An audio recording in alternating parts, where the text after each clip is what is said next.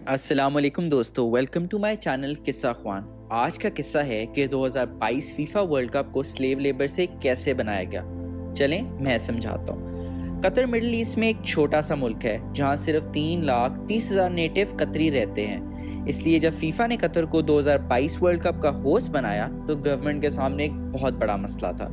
ایک کامیاب world cup کو ہوسٹ کرنے کے لیے انہیں 7 نئے اسٹیڈیم بنانے پڑے، ایک موجودہ اسٹیڈیم کو پوری طریقے سے رینوویٹ کرنا پڑا، 1000 کلومیٹر سے زیادہ نئی سڑکوں کی تعمیر کرنی پڑی، ایک پورا نیا میٹرو سسٹم بنانا پڑا اور ایک پورا نیا شہر بنا کر لاکھوں فینس کی مہمان نوازی کرنی پڑی۔ قطر دنیا میں امیر ملکوں میں سے ایک ہے، اس لیے $300 بلین کی قیمت سے ورلڈ کپ کا انتظام کرنا ان کے لیے کوئی بڑی بات نہ تھی۔ مسئلہ تو یہ تھا کہ ان سب کو بنانے کے لیے مزدور کہاں سے آئیں گے۔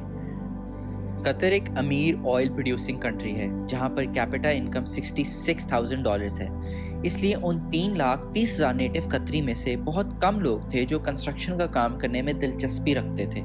تو پھر قطر گورنمنٹ کو کیا کرنا تھا؟ جی ہاں، امیگرینٹ مزدوروں کو ہائر کرنا تھا، لیکن بس کسی بھی امیگرینٹ مزدور کو نہیں، بلکہ غریب اور بے بس ساؤتھ ایشیا کے مزدوروں کو، کیونکہ وہ بہت غربت میں رہتے ہیں اینڈ ان کے ملک میں جاب کی بھی بہت کمی ہے۔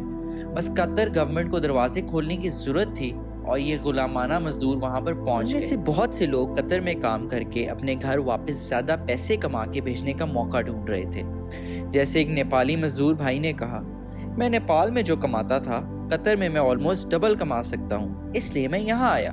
یہاں پر قطر گورنمنٹ نے لاکھوں امیگرینٹ ورکرز کو اپنے آپ کو غریبی سے نکالنے کا ایک موقع دیا۔ یہاں پر قطر گورنمنٹ نے انہیں زیادہ تنخواہ اور رہنے کے لیے گھر دینے کا وعدہ کیا، بس انہیں ایک لائن پر سائن کرنے کی ضرورت تھی، لیکن وہ ایک غلط فہمی تھی۔ جب پہلا ورلڈ کپ کا میچ شروع ہوا تو قطر میں 2 ملین سے زیادہ امیگرینٹ ورکرز تھے، لیکن ان کی زندگی ویسے نہ تھی جیسے انہوں نے سوچا تھا۔ حقیقت میں ان کی زندگی بہت زیادہ خراب تھی۔ سچ تو یہ ہے کہ مزدوروں کو جو وعدے کیے گئے تھے اور زیادہ تنخواہ کے جو خواب دکھائے تھے وہ نہ مل سکے۔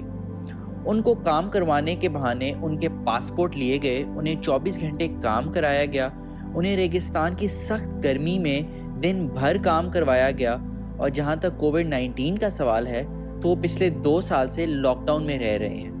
اور سب سے بڑی بات یہ ہے کہ 6500 سے زیادہ امیگرینٹ ورکرز کی موت ہو گئی ہے اور بہت سارے لوگ بری طرح سے ابھی بھی بیمار ہیں۔ لیکن کیا کسی نے اس کے بارے میں سنا؟ نہیں، کیونکہ ورلڈ کپ کی چکو چون اتنی بڑی تھی کہ کسی کو کچھ دکھائی نہ دیا۔ اس ورلڈ کپ کے لیے سلیو لیبر کی زندگیاں قربان ہو گئیں اور قطر کی حکومت اس بات پہ غرور کر رہی ہے۔ اس ورلڈ کپ سے ہمیں سیکھ ملتی ہے کہ ہمیں انسانیت کا خیال رکھنا چاہیے۔ ہم کسی بھی ایونٹ کی خوبصورتی اور رنگینی سے پہلے اس کے پیچھے چھپی ہوئی کہانیوں کو سمجھنا چاہیے، اور ہمیں یہ بھی یاد رکھنا چاہیے کہ ہر انسان چاہے وہ کہیں سے بھی آئے اپنے حق کا حقدار ہے۔ آخر میں ہمیں اپنے آپ سے یہ سوال کرنا چاہیے، کیا ہمیں یہ ورلڈ کپ اتنا امپورٹنٹ ہے کہ ہم سلیو لیبر کو بھول جائیں؟